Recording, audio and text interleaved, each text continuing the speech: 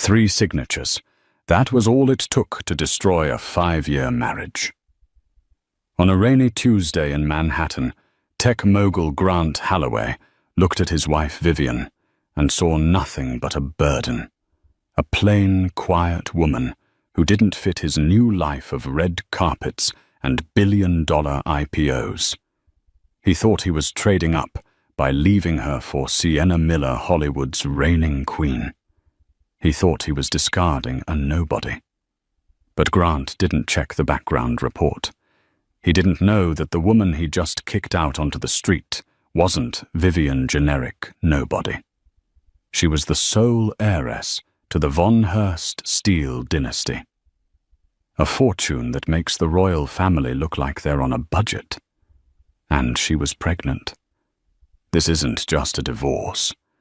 It's a war declaration.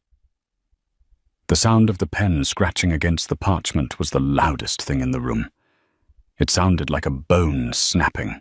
Inside the 34th floor office of Caldwell & Moore, one of New York City's most ruthless divorce firms, the atmosphere was suffocating. Outside, the gray skyline of Manhattan wept against the glass, a fitting backdrop for the end of a life. Grant Holloway sat in a leather Eames chair that cost more than most people's cars. He checked his watch, a Patek Philippe Nautilus, for the 3rd time in 2 minutes. He was a handsome man, with the kind of sharp, predatory jawline that graced the cover of Forbes and GQ. But today, his face was twisted in a mask of impatience. "Are we done yet?" Grant snapped, tapping his fingers on the mahogany table. "I have a lunch reservation at Le Bernardin in 20 minutes. Sienna hates waiting." Across from him sat Vivian. She looked small in the oversized beige sweater she was wearing. Her brown hair was pulled back in a messy bun, and she wore 0 makeup. To the outside world, she looked like exactly what Grant said she was: plain. Boring. A relic of his past life before his tech company Halo Stream went public and turned him into a billionaire overnight. Vivian didn't look up. Her hand trembled slightly as she held the pen over the settlement agreement. "Grant," she whispered, her voice cracking. "Are you sure about this? We haven't even tried counseling. We haven't talked about the future." Grant let out a harsh, derisive laugh. He leaned forward, the smell of his expensive cologne, Santal 33, wafting across the table. It used to be a scent that made Vivian feel safe. Now it smelled like betrayal. "Vivian, look at me," Grant said, his voice dripping with condescension. "Look at you, and then look at my life. I'm closing deals with Elon's people. I'm walking red carpets. You're happy knitting on the couch and shopping with coupons. We're in different stratospheres. I need a partner who shines not a shadow." "I supported you when you were coding in our basement," Vivian said softly. "I paid the rent when Halo Stream was nothing but a dream. And I paid you back." Grant slammed his hand on the table. "I bought you the house in Connecticut. I bought you the Volvo. You're walking away with $1 million, Vivian. Don't act like I'm leaving you destitute. Take the money and go find someone. Simple. Someone like you." The lawyer, Mr. Caldwell, cleared his throat awkwardly. "Mrs. Holloway, if you sign here, you waive all rights to future earnings of Halo Stream and any claim to Mr. Holloway's real estate portfolio acquired after today." Vivian looked at the paper. She wasn't reading the legalese. She was thinking about the doctor's appointment she had gone to just yesterday. 6 weeks. She was 6 weeks pregnant. She had planned to tell Grant tonight over dinner. She had bought a tiny pair of booties. They were currently sitting in her purse right next to her hand. "Grant," she tried one last time, looking him in the eyes, "there's something you need to know. Before I sign this, It changes things. Grant's phone buzzed. He glanced at the screen, and his face softened instantly, a look of adoration he hadn't given Vivian in years. It was a text from Sienna Blair, the actress, the woman who was currently on every billboard in Times Square. "Miss you, baby. Hurry up. The paparazzi are already waiting." Grant shoved the phone back into his pocket and glared at Vivian. "Nothing changes things, Vivian. I'm in love with Sienna. She gets me. She understands the pressure of this world. You don't. Whatever you have to say, save it. Just sign the damn papers so we can both move on." Vivian's heart turned to ice. She looked at the man she had loved for 5 years. The man she had nursed through the flu. The man she had believed in when every investor laughed in his face. He wasn't that man anymore. He was a monster in a 3-piece suit. If she told him about the baby now, he would think it was a trap. He would think she was using the child to anchor him, or worse, to get more money. He would drag the child into a custody battle involving lawyers like Caldwell, turning the baby into a PR prop. No, she thought. My child will not be a prop. Vivian's jaw tightened. The sadness in her eyes vanished, replaced by a cold, steely resolve that Grant had never seen before. It was a look that belonged to a boardroom, not a kitchen. "Fine," Vivian said. Her voice was steady. "You want to be free, Grant. You're free." She signed the paper with a flourish. Vivian Halloway. Then she reached into her bag. For a second, Grant flinched as if expecting a weapon. But she simply pulled out her wedding ring, a modest 1-carat diamond from his poor days, and set it on the table. "I don't want the house in Connecticut," she said, standing up. "And I don't want the $1 million. Donate it to charity. I don't want a single penny from you." Grant blinked, genuinely confused. "Don't be dramatic, Vivian. You have no job. You have no family. How are you going to survive?" Vivian pulled her coat tight around her. She looked at Grant, and for the first time, he felt a strange shiver go down his spine. She looked taller. "Don't worry about me, Grant," she said. "You should worry about the weather. I hear a storm is coming."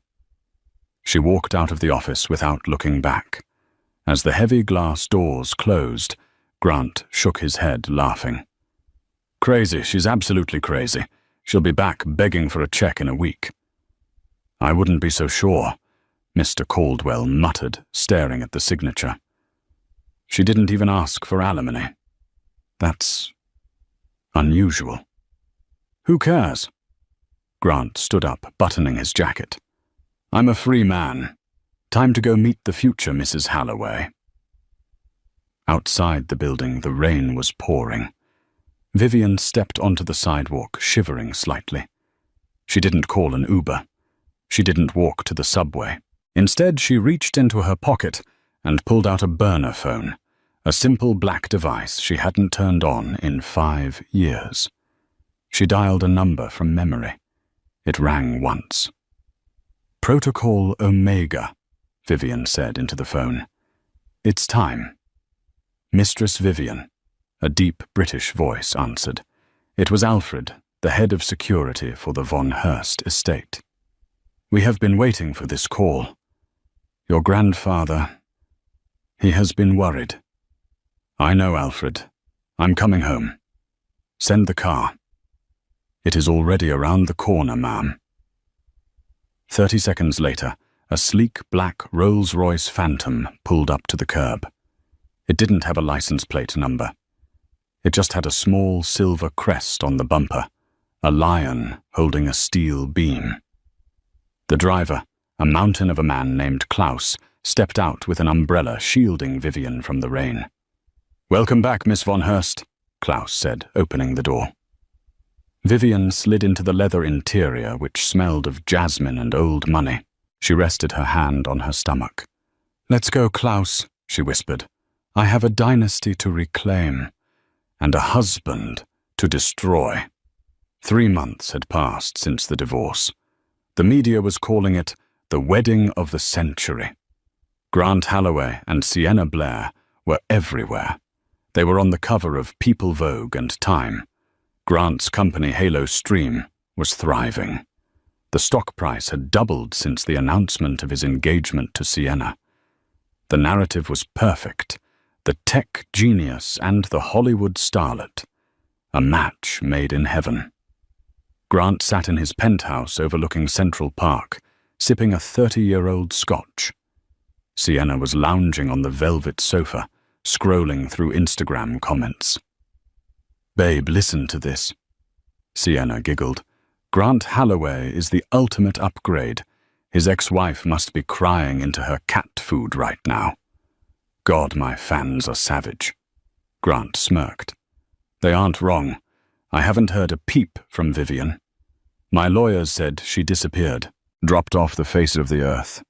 Probably moved back to whatever small town in Ohio she came from." "Good riddance," Sienna said, tossing her blonde hair. "She was holding you back. Oh, by the way, did you get the invite to the Obsidian Gala?" Grant froze. The Obsidian Gala. It was the most exclusive event in the global business calendar. It wasn't just a party. It was where the real power brokers met. Presidents, oil tycoons, and the old dynasties. It was hosted by the Von Hearst family, the elusive steel magnates who controlled the infrastructure of half the Western world. Getting an invite to the Obsidian Gala was impossible. You didn't buy a ticket. You were summoned. I didn't think we'd get one," Grant admitted. "The Von Hearsts are notoriously private. Conrad von Hearst hasn't been seen in public in 10 years. "Well, look what arrived," Sienna said, holding up a heavy black envelope embossed with silver. Grant took it, his hands shaking slightly. This was it. This was his entry into the true elite. If he could get Halo Stream partnered with Von Hearst Steel, he wouldn't just be a billionaire. He would be a titan. He would be untouchable. "This is huge, Sienna," Grant said, his eyes gleaming with greed. "This is our chance to secure the government contracts. If I can pitch to the Von Hearst CEO—" "Who is the CEO now?" Sienna asked, bored. "Is it still that old guy?" "Conrad is retired," Grant said, racking his brain. "Rumor has it he passed the torch to a shadow successor a few years ago. No one knows who it is. They call the successor the Iron Lady or something. Supposedly she's been running the empire remotely." "Well, whoever she is, she'll love us," Sienna said, checking her reflection in her phone. "Everyone loves us." Meanwhile, in a sprawling estate in the Swiss Alps, Vivian sat in a sunlit room surrounded by monitors. She looked different. The messy bun was gone, replaced by a sleek, sharp bob. The oversized sweaters were replaced by a tailored Chanel suit that screamed authority. But the most noticeable change was her belly. At nearly 5 months pregnant, the bump was showing. "Status report," she said, her voice crisp. Alfred stood by the screen. "Mr. Holloway has accepted the invitation to the gala, ma'am. As predicted, he sees it as a business opportunity." "Good," Vivian said, taking a sip of herbal tea. "And Sienna. She has already contacted 3 designers for a custom dress. She intends to make a scene." "Let her," Vivian said. "How is Halo Stream doing?"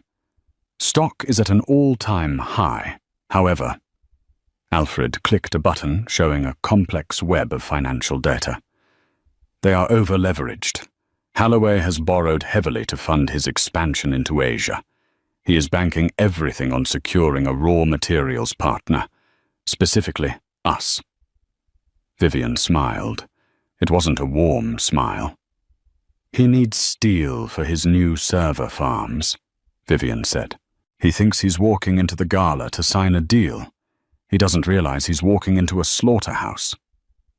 Are you sure you are ready for this, Vivian? A side door opened, and an older man walked in. He leaned on a cane, but his eyes were sharp as hawks. It was Conrad von Heirst, the patriarch. "Grandfather," Vivian said, standing up to help him. "You are carrying my great-grandchild," Conrad said, gently placing a hand on her arm. "Stress is not good for the heir. Are you sure you want to face him? We could just crush his company from here. A few phone calls to the banks and Holloway is bankrupt by noon." Vivian shook her head. "No, that's too easy. He humiliated me, grandfather. He made me feel small. He treated me like a disposable object because he thought I had no value." She walked to the window, looking out at the snowy peaks. "He needs to see me," Vivian said. "He needs to know that the boring wife he discarded is the one holding the keys to his kingdom. I want to see the light leave his eyes when he realizes who I really am." Conrad chuckled darkly. "You have your mother's fire. Very well. The gala is in 2 weeks in London. The jet is ready." "One more thing," Vivian said, turning back to Alfred. "Make sure the press is there. All of them.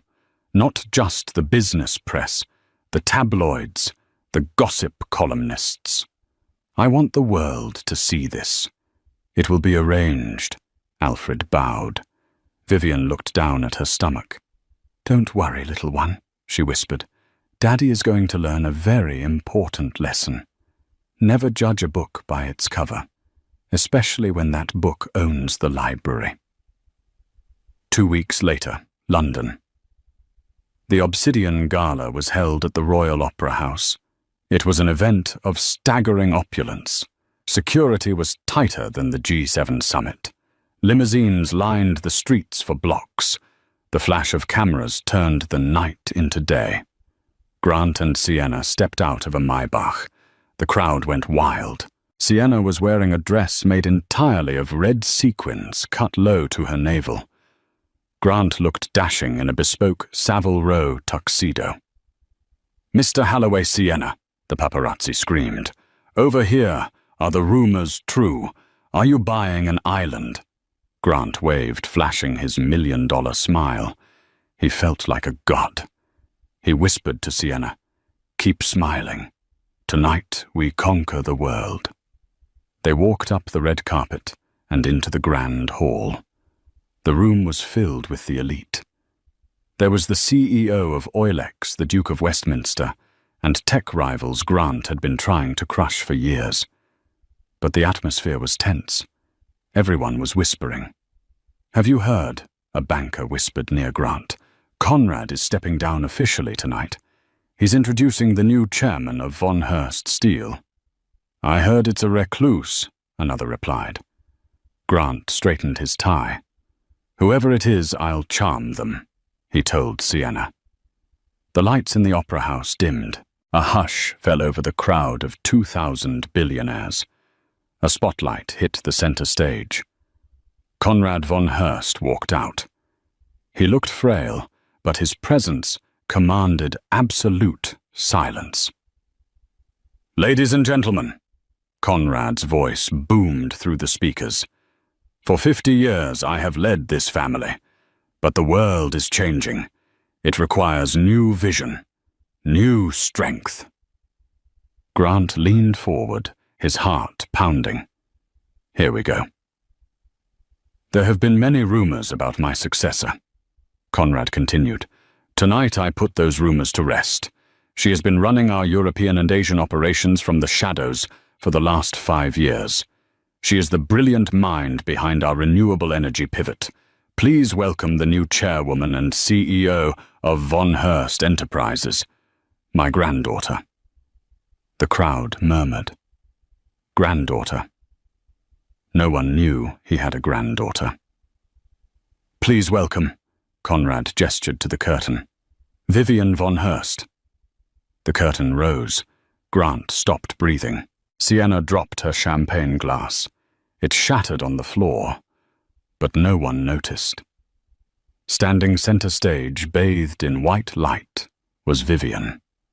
She was wearing a gown of midnight blue silk, dripping in diamonds that were family heirlooms worth more than Halo Stream's entire quarterly revenue. She looked regal, powerful, terrifying, and as she stepped forward, her hand resting on her visible baby bump, she looked directly into the camera, broadcasting to the giant screens in the hall. She locked eyes with Grant across the room. She smiled. "Good evening," Vivian said into the microphone. Her voice was smooth, confident, and utterly unrecognizable from the shy woman Grant had divorced. "I hope everyone is having a pleasant evening, especially my ex-husband." The room gasped. Every head turned toward Grant. He felt the blood drain from his face. He felt naked. Vivian continued. "Now let's talk business. I have some announcements regarding who we will, and more importantly, who we will not be doing business with in the coming fiscal year." The silence in the Royal Opera House was absolute. You could hear a diamond drop. Grant Holloway stood frozen. His brain was trying to process the visual information, but the cognitive dissonance was too strong. "Vivian. That's Vivian. The woman who used to clip coupons for laundry detergent. The woman who cried when he forgot her birthday. Standing on that stage, she looked like a goddess of vengeance. Sienna Blair was the first to react. She grabbed Grant's arm, her nails digging into his tuxedo. "Grant!" she hissed, her voice trembling with panic. Is that her?" "You said she was a nobody. You said she was poor. I didn't know." Grant stammered, his face pale as a sheet. On stage, Vivian didn't break eye contact with him. The camera crews, sensing the drama, had located Grant in the crowd. His face, sweaty, terrified and confused, was now projected on the massive 40-foot screen behind Vivian, right next to her composed, elegant face. "As I was saying," Vivian continued, her voice echoing through the hall, "Von Hurst Steel values integrity. We value loyalty, and we value transparency." She began to pace the stage, her movements graceful. "For the past 6 months, we have been auditing potential partners for our rare earth metal supply chain. One company in particular has been very aggressive in seeking our partnership." She paused. "Halo Stream." The name hung in the air like a guillotine blade. Grant felt his knees buckle. "However," Vivian said, her tone hardening, "we have found that the leadership of Halo Stream lacks the moral compass required to work with the Von Hurst family. Therefore, effective immediately, Von Hurst Enterprises is placing a global embargo on supplying steel or raw materials to Halo Stream and any of its subsidiaries." A collective gasp ripped through the room. This was a death sentence. Without Von Hurst Steel, Grant couldn't build his new server farms. Without the server farms, he couldn't fulfill his contracts. Halo Stream would effectively be paralyzed. "Furthermore," Vivian added, twisting the knife, "we are liquidating our holdings in the tech sector to invest in competitors who value family." Grant lunged forward, pushing past a waiter. "Vivian! You can't do this!" he shouted. It was a mistake. A massive mistake. He had broken the cardinal rule of high society: never lose your cool. Security guards, massive men wearing earpieces, stepped in Grant's path instantly. Vivian stopped. She looked down at him from the stage, her expression one of mild amusement. "Miss Holloway," she said into the mic, "do you have a question, or are you just eager to sign another divorce paper?" The crowd laughed. It was a cruel high society laugh. They were witnessing a public execution, and they loved it. "Vivian, please," Grant shouted, desperate. "We need to talk. You're pregnant. Is it? He pointed at her stomach. Vivian placed a protective hand over her bump. She leaned into the microphone, her voice dropping to a whisper that thundered through the speakers. "This child?" she asked. "This child is a von Hurst, and luckily for him, he will never know a father who values a magazine cover over a marriage." She turned her back on him. "Thank you, everyone. Enjoy the evening." She walked off stage to thunderous applause. Grant stood there, ruined. Sienna looked at him with pure disgust. She pulled her arm away. "You idiot," Sienna spat. "You told me she was trash. She just destroyed us. Do you know what this does to my brand? Sienna, wait. Don't touch me," Sienna shrieked. "I'm not sinking with you." She turned and stormed out of the hall, leaving Grant alone in the center of the room, surrounded by 2,000 people who were now looking at him like he was a contagious disease. 1 hour later. The VIP lounge. Vivian sat on a velvet couch, her feet resting on an ottoman. She was exhausted, but the adrenaline was keeping her going. The door opened. It was Mr. Caldwell Grant's lawyer. He looked significantly less arrogant than he had 3 months ago. He was sweating.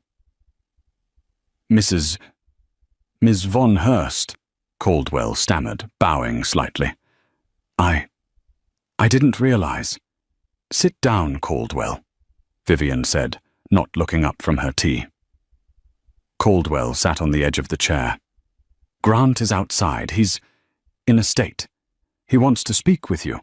He says he has rights, paternal rights." Vivian laughed. It was a genuine laugh this time. "He signed those rights away, Caldwell.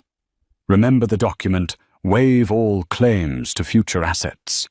My child is my greatest asset." "But biological connection." "Listen to me closely," Vivian said, leaning forward. Her eyes were like steel. "Grant doesn't want the baby. He wants the leverage. He wants back into the inner circle. Tell him this. If he tries to sue for custody, I will release the dossier." Caldwell swallowed.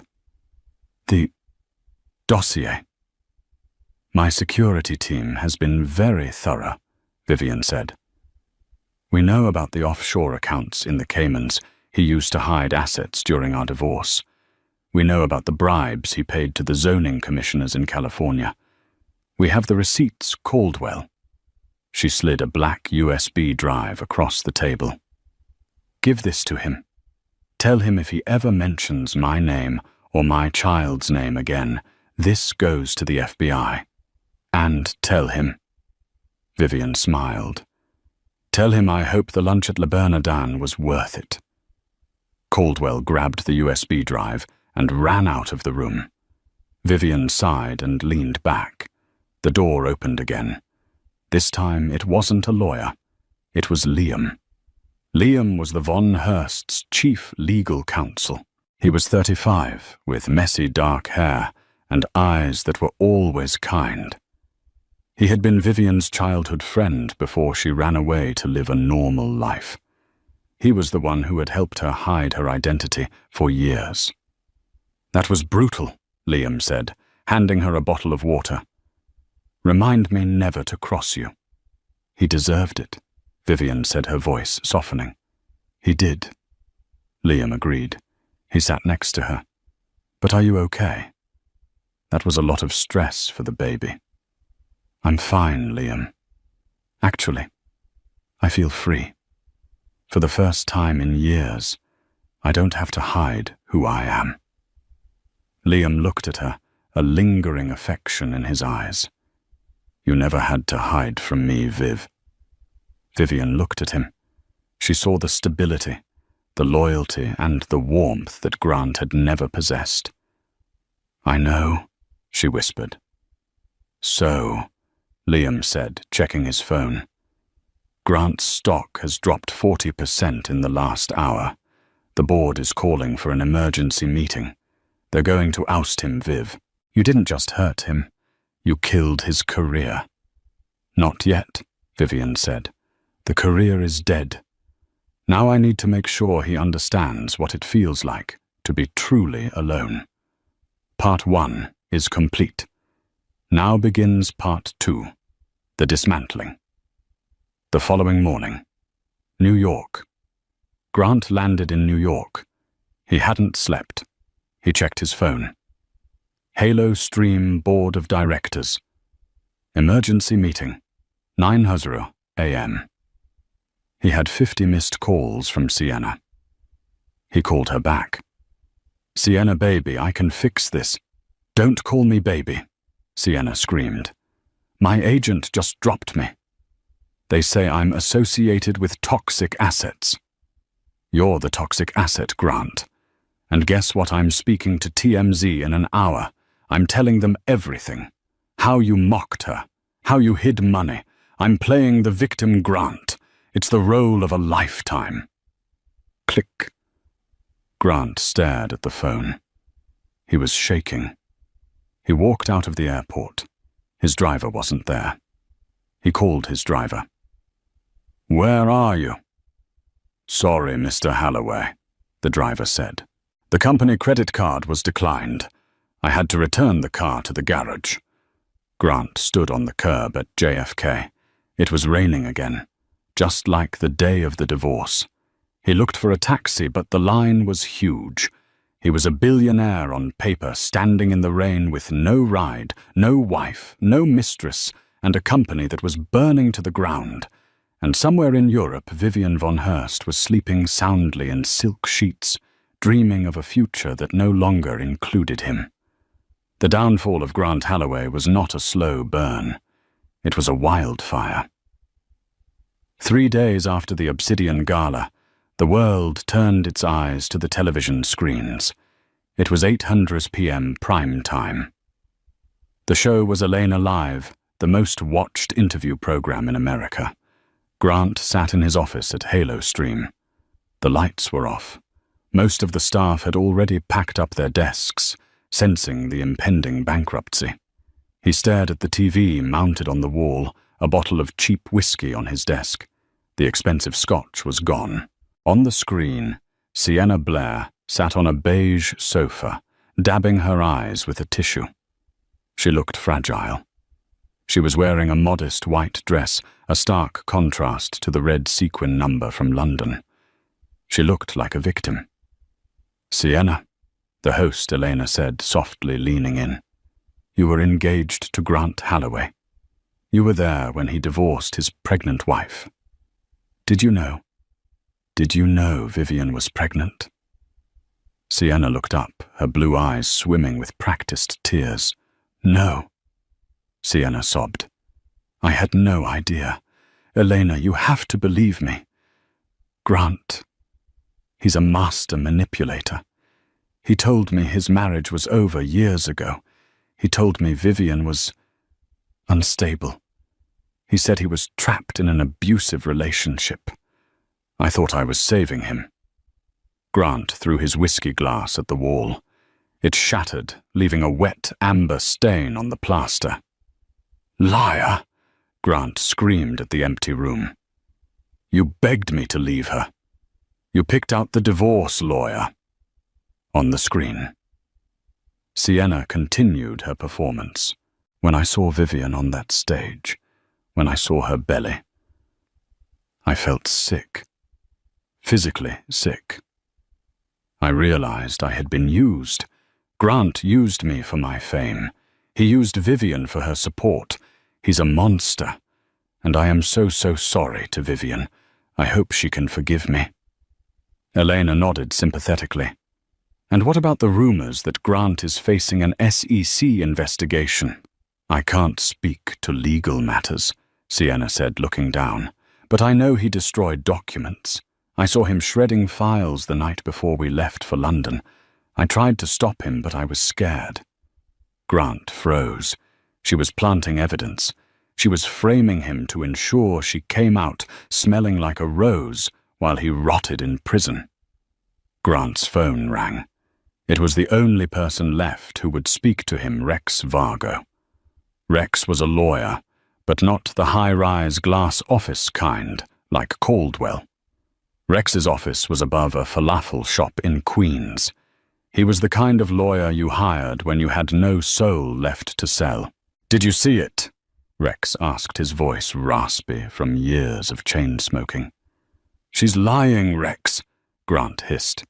"She's burying me." "It doesn't matter if she's lying," Rex said. "The public believes her. The stock is down 70%. The board is meeting tomorrow morning to vote you out as CEO. You're done, Grant. Unless what? "Unless we change the narrative," Rex said. "Right now, you're the villain, the billionaire who kicked a pregnant woman to the curb. We need to make you the victim. We need to make Vivian the villain." "How?" Grant asked. "She's a saint. She's a Von Hurst. She's a woman who hid her identity for 5 years," Rex said. "Why? What was she hiding? Maybe she was spying on you. Maybe she stole your tech to give to her family. And the baby? Are you sure it's yours?" Grant paused. "Of course it's mine. We were trying for months." "Doesn't matter," Rex said. "We file a motion. We demand a paternity test. We claim she committed corporate espionage. We sue her for fraud. We make it messy. The Von Hurst family hates mess. They value privacy. Privacy above all else.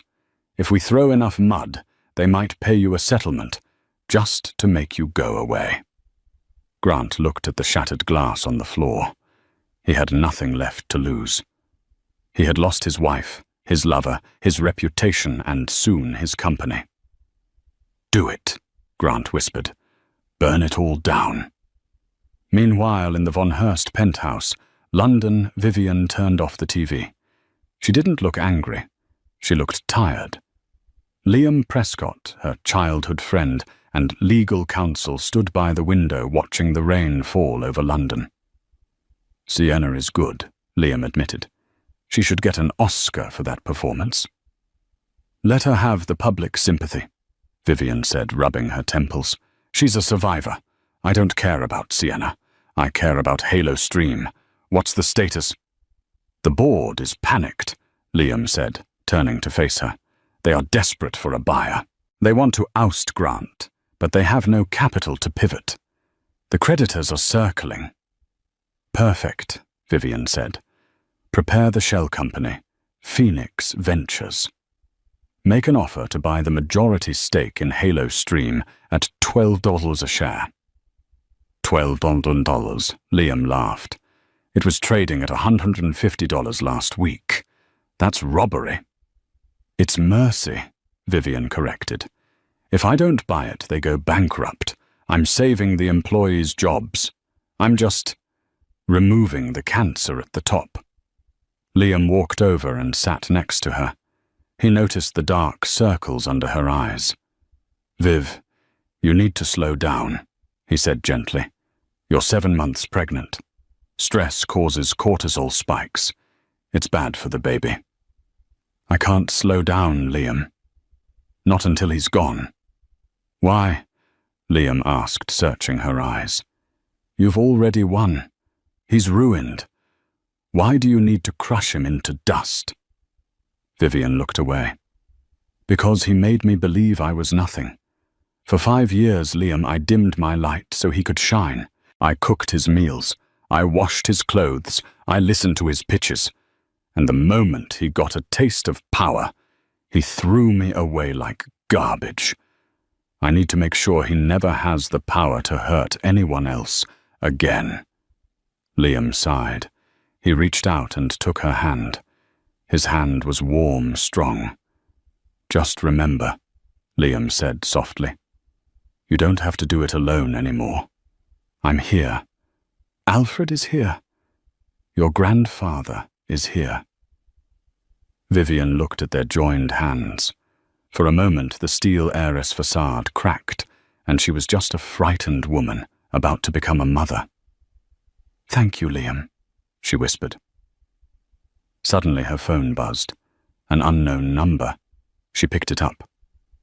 Vivian. It was Grant. His voice sounded jagged, broken. Grant, she said coldly, you're violating the restraining order. I don't care, Grant spat. I just wanted you to know. I filed the paperwork. I'm suing you for paternity fraud. I'm suing you for corporate espionage. I'm going to drag your name through the mud, Vivian. I'm going to make the world wonder whose baby that really is. Vivian felt a cold spike of fear.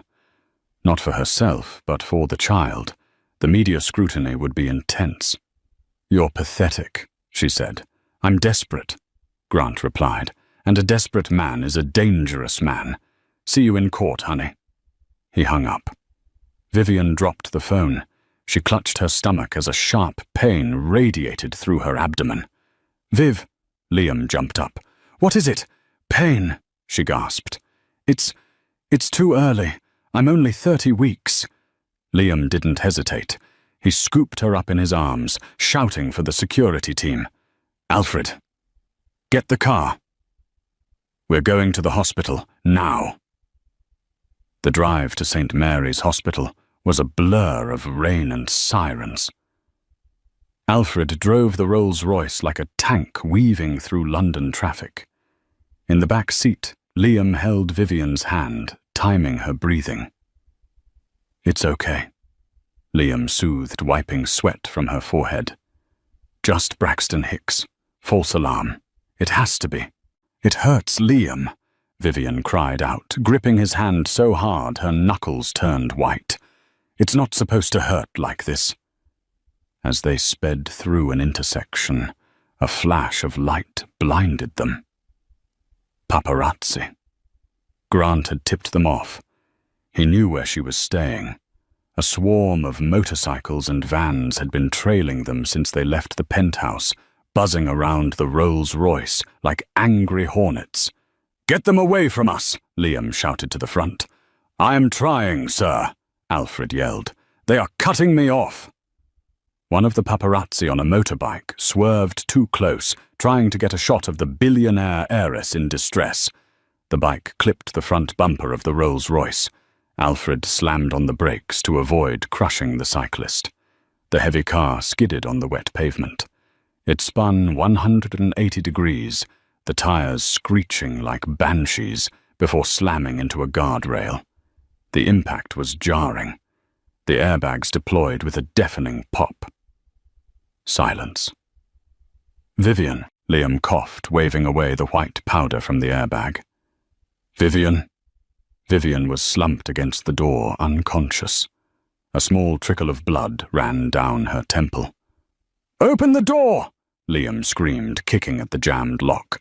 Alfred, dazed but functional, ripped the driver's side door open and ran around. With his immense strength, he wrenched the back door open. The paparazzi didn't help. They kept snapping photos. Flash, flash, flash. Get back, Alfred roared, pulling a baton from his coat. Back, or I will break every bone in your bodies. Liam unbuckled Vivian. She groaned, her eyes fluttering open. The baby, she whispered. My baby. 2 hours later, St. Mary's Hospital. Grant Holloway sat in the dark office of Rex Vargo. The TV was on. Breaking news. Pregnant steel heiress Vivian von Hurst involved in car crash following paparazzi pursuit. Condition unknown. Grant stared at the screen. His stomach dropped. I didn't mean for this to happen, Grant stammered. I just told them where she was. I just wanted to scare her. Rex Vargo lit a cigarette unbothered. Collateral damage, Grant. This plays well for us. Shows she's reckless. Endangered the child. Are you insane? Grant stood up, knocking his chair over. She could be dead. My child could be dead. And if they are? Rex shrugged. You're the next of kin for the child. If the baby survives and she doesn't, you get custody. You get access to the Von Hurst Trust Fund. Grant looked at the lawyer. For the first time, he saw the true reflection of his own greed. It was ugly. It was rot. "You're a sick man," Grant whispered. "I'm the man you hired."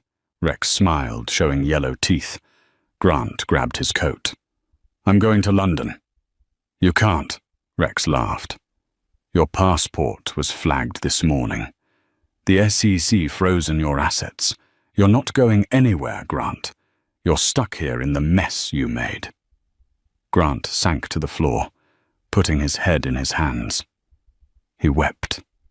Not for Vivian. Not for the baby. But for himself. St. Mary's Hospital.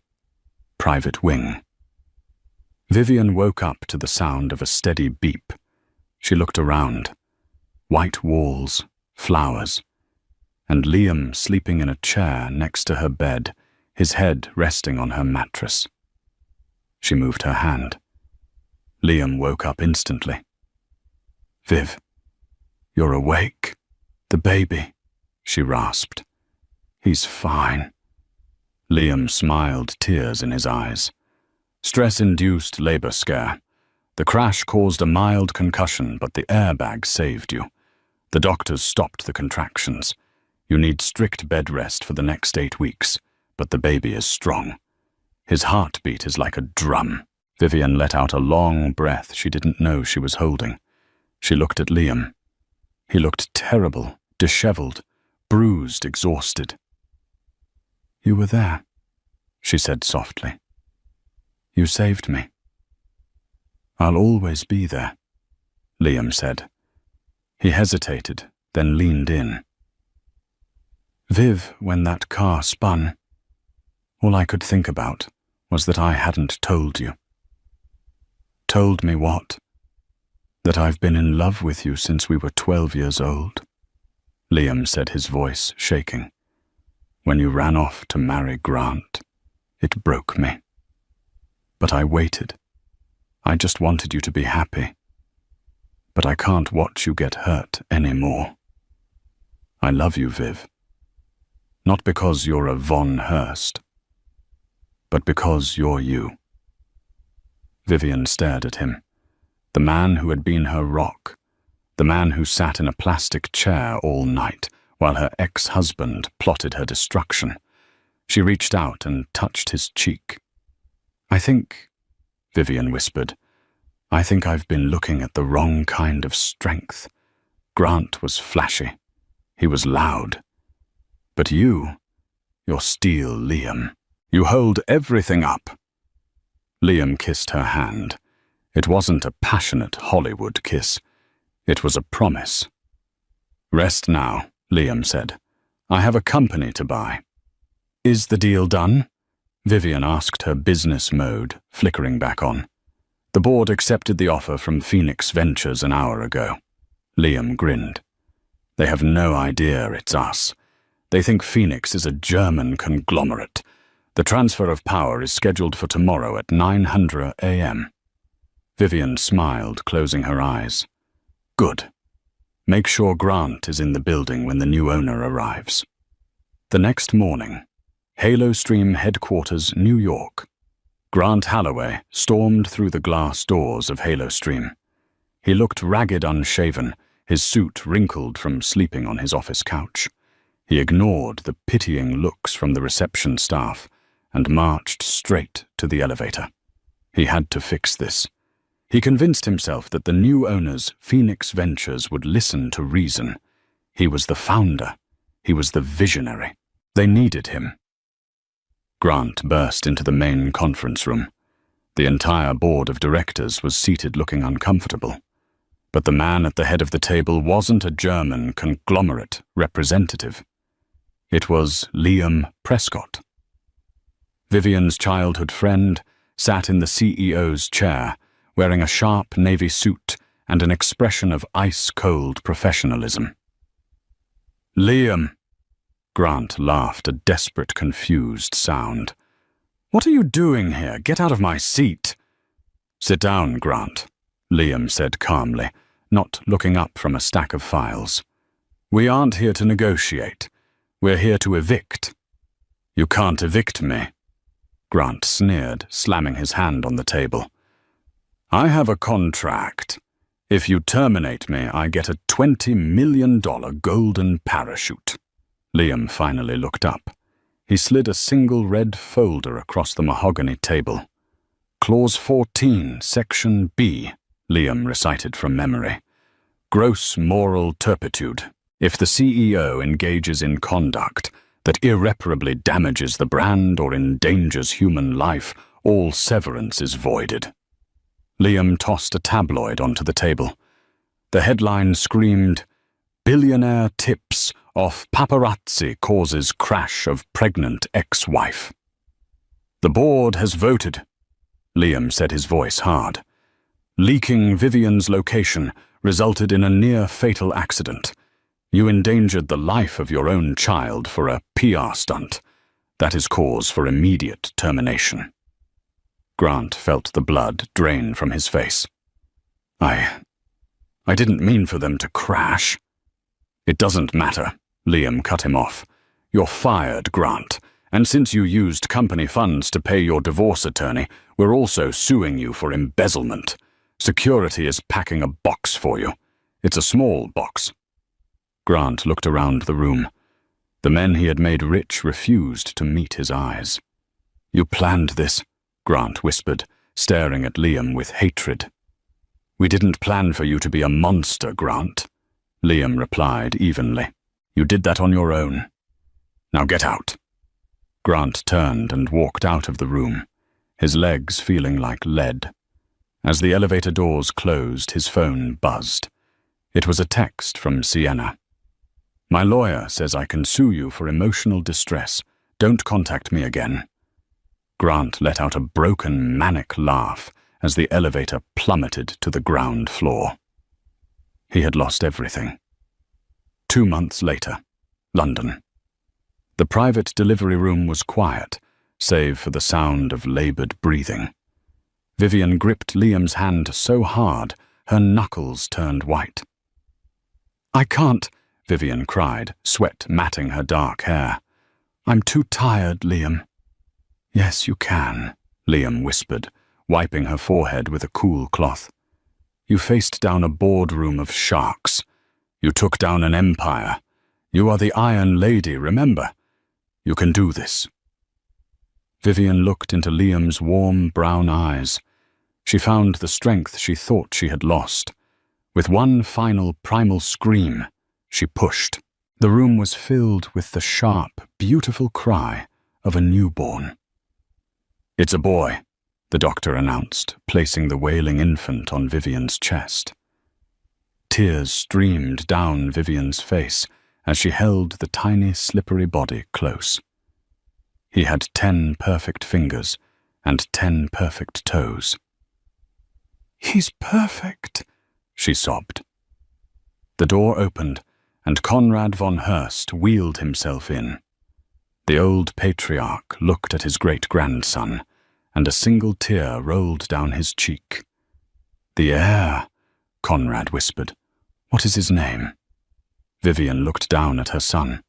She wanted a name that meant strength, but also kindness, something his father lacked. "Leo," Vivian said softly. "His name is Leo." "And the father?" the nurse asked, holding a clipboard for the birth certificate. Vivian hesitated. "Put down Grant Holloway," Vivian said firmly. "My son deserves to know the truth. He deserves to know exactly who he should never become." She squeezed Liam's hand. "But he will have a father figure, one who knows what it means to be a real man." Liam kissed her hand, a silent promise sealing the moment. Grant Holloway sat in a greasy diner in New Jersey. He was working as a consultant for a logistics firm, now boring, low-paying work. The TV in the corner flashed a breaking news banner, "Von Hurst, heir born." "Vivian von Hurst welcomes baby boy." Grant stared at the screen. The footage showed Vivian leaving the hospital looking radiant. Walking beside her, carrying the car seat like a protective shield, was Liam. Grant squinted, trying to see the baby's face through the grainy screen, but the camera cut away. A hollow ache settled in his chest. That was his son. That was his legacy. And he would never teach him to catch a ball. He would never hear his first word. "You okay, Hon?" the waitress asked, dropping a check for 12 hours and 50 sats on his table. "You look like you saw a ghost." Grant looked at the bill. He had to check his banking app to make sure he could cover it. "Yeah," Grant said, his voice cracking. "Just thinking about a life I used to have." He paid the bill and walked out into the cold, grey afternoon. Nobody looked at him. Nobody knew his name. He was finally, truly, a nobody. 5 years later. New York City never sleeps, but it does forget. In the high-speed world of finance, the name Grant Holloway had evaporated. Once a titan on the cover of Forbes, he was now just a shadow in a polyester uniform.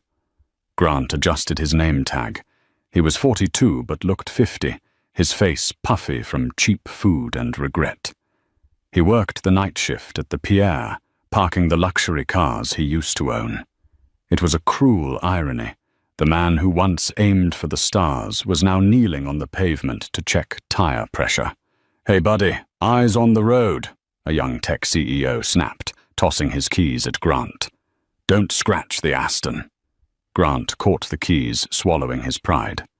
"Yes, sir." He walked back to the entrance just as the event board lit up the Global Clean Energy Summit. Keynote speaker Vivian von Hurst. Grant froze. He knew she was in town. She was businesswoman of the decade, having turned the von Hurst steel empire into a green energy juggernaut. He hadn't seen her since the divorce office. "Holloway, look sharp," his manager hissed. "VIP convoy inbound." A line of black armored SUVs flanked by police motorcycles pulled up. Grant stood by the curb, his feet rooted to the concrete. The back door of the lead vehicle opened. First, a man stepped out, tall, wearing a bespoke charcoal suit, radiating quiet power. It was Liam Prescott. He wasn't just the lawyer anymore. He was the COO of Phoenix von Hurst, and the man standing firmly by Vivian's side. Liam turned, offering his hand. Vivian stepped out. Time had been merciful. She was more beautiful now than at 25. She wore a white pantsuit that glowed under the hotel lights, carrying herself with the air of a queen.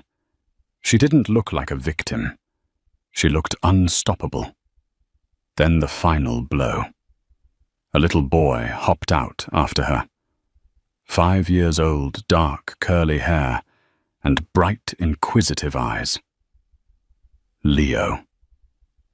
Grant felt like he had been punched in the gut.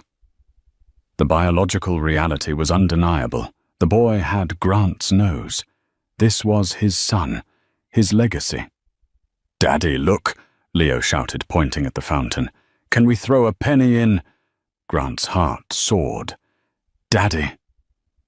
But Leo wasn't looking at him. He was looking at Liam. Liam laughed, scooping the boy up effortlessly. "Not tonight, Leo. We have to go inside and hear Mom change the world. But if you're good ice cream after." "Yay!" Leo cheered, wrapping his arms around Liam's neck. Grant stood there, a statue of regret. He watched Vivian adjust Leo's tie, smiling at Liam, with the kind of pure, unadulterated adoration she used to save for Grant. As the family moved toward the revolving doors, Grant took an involuntary step forward. "Vivian," he croaked. It was barely a whisper, but Vivian paused. She turned her head. Her eyes scanned the line of valets. Her gaze swept over the young CEO, the doorman, and then settled on Grant. For a second, the world stopped. Grant waited for the anger. He waited for her to scream, to have security drag him away, anything to prove he still mattered. But there was no anger. There was nothing. Her eyes slid over him as if he were part of the architecture. A lamp post, a fire hydrant, a valet in a cheap suit. There was zero recognition. To her, he was a stranger. She turned back to Liam. "Ready, my love?" "Ready," Liam said, placing a protective hand on her back. They walked into the warmth of the lobby, the glass doors spinning shut behind them. Grant was left on the cold sidewalk, clutching a stranger's keys, somewhere in Hollywood. In a dimly lit apartment, Sienna Blair sat on a sagging couch. She was 32 but looked older. Her comeback reality show had been cancelled after 3 episodes, and her makeup line had failed. She was currently waiting for a callback for a hemorrhoid cream commercial. She watched the live stream on her phone. Vivian von Hurst was taking the podium to thunderous applause. Sienna took a sip of cheap wine and turned the screen off. The silence in her apartment was deafening. She had traded her soul for 15 minutes of fame, and the clock had run out years ago. Inside the Pierre Hotel, grand ballroom, Vivian stood at the podium looking out at 2,000 of the world's most powerful people. In the front row, Liam held Leo, who was coloring in a book oblivious to his mother's fame. 5 years ago, Vivian began, her voice ringing clear. I stood at a crossroads. I thought my life was over. I had lost my marriage. I was about to be a single mother. She paused, locking eyes with Liam. But steel is forged in fire. It is the heat that makes it strong. I learned that true value isn't found in stock prices or magazine covers. It is found in loyalty, in integrity, in the people who stand by you when the rain starts to fall. The crowd erupted in a standing ovation. Vivian walked off stage, bypassing the hands of senators and billionaires. She went straight to her husband and son. "Did you do good, Mama?" Leo asked. "I did my best, Leo," she said, kissing his forehead. "Can we go home now?" Liam asked softly. "Alfred has the car out back." "Yes." Vivian smiled, leaning into him. "Let's go home." They slipped out the back exit, avoiding the press and the noise. As the car drove away toward their quiet brownstone, Vivian looked out the window one last time. She saw a valet standing on the curb, shivering in the cold. She didn't recognize him. She rested her head on Liam's shoulder. She was safe. She was loved. And finally, she was free. And that is the story of Vivian von Hurst and Grant Holloway. A brutal reminder that when you trade a diamond for a glittery stone, you end up with dust. Grant learned too late that true value isn't found in appearance, but in character. While he froze in the cold of his own making, Vivian proved that the ultimate revenge isn't anger, it's happiness. She built an empire and a family, leaving the man who broke her completely behind. If you think Grant got exactly what he deserved, smash that. Like button right now. Question for the comments. Should Vivian ever let Grant see his son, or did he forfeit that right forever when he chose fame over family? Let me know your thoughts below. Don't forget to subscribe and hit the bell. Next week we have a crazy story about a CEO who fires his janitor only to realize the janitor owns the building. You don't want to miss it. Thanks for watching.